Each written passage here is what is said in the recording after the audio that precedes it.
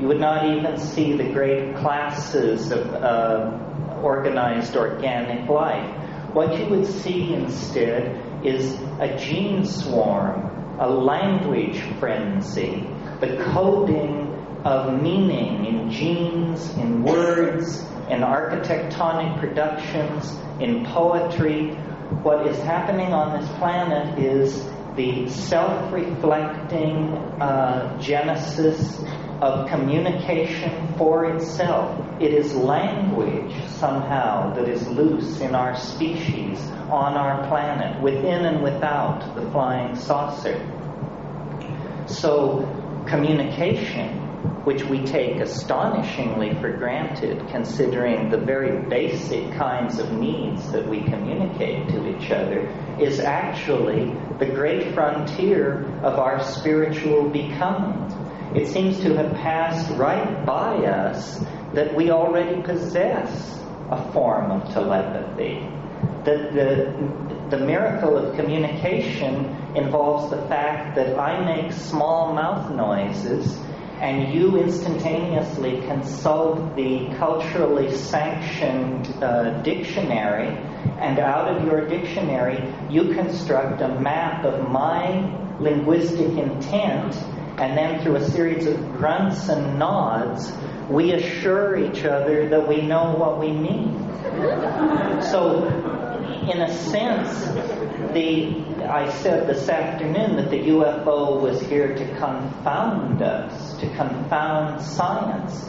On another level, like the psychedelics, it is here to catalyze a finer evolution of communication, to goose us toward a little tighter epistemic and ontological definition of the business of communicating with each other.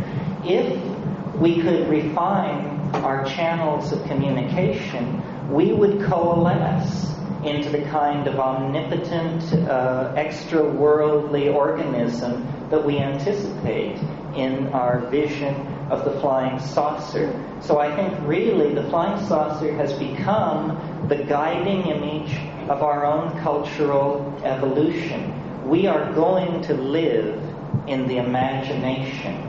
This planet is involved in a birth process. There is nothing unnatural about what is going on this planet, and there is nothing unnatural or inappropriate about us. It's simply that the planet has carried us to term. We are now ready to leave the womb, and the womb is in danger of toxemia if we in fact do not leave it. We have passed into a new kind of time where the separation of our species from the planet that gave us birth is a necessity for the survival of both parties. And like any birth, it is a moment of crisis. It can end in catastrophe, and perhaps the saucers stand off to perform a necessary cesarean if things really turn into chaos.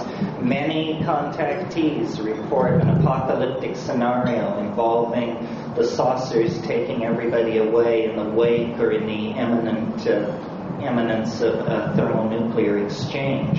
However, the mature way, the self-reflective way, the dignified way out of this cultural impasse, out of this global standoff, is for us to take seriously on a personal level the possibility of evolving our communications with each other so that we actually become the loving family of the goddess, the planetary organism that we all feel ahead of us in the future, casting an enormous shadow back over the historical landscape.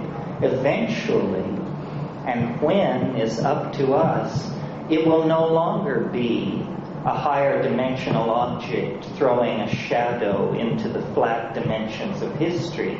It will be instead a transcendental object made manifest. We are, in fact, on the brink of great changes. Yes, the UFO phenomenon has been around for hundreds of thousands of years, possibly, but nevertheless, it is somehow spun into the fate of our species. And the overwhelming image of self-transcendent flight, of return to a mandalic unity that transcends space and time, is the guiding archetype of our peregrination through history. So I believe that the UFO waits at the end of time in the same way that the individuated personality waits at the end of the ontological development of the individual. And if we act in good conscience and with great faith in each other, we can in fact realize the hope of the Irish prayer, which says, "May you be alive at the end of the world." Thank you.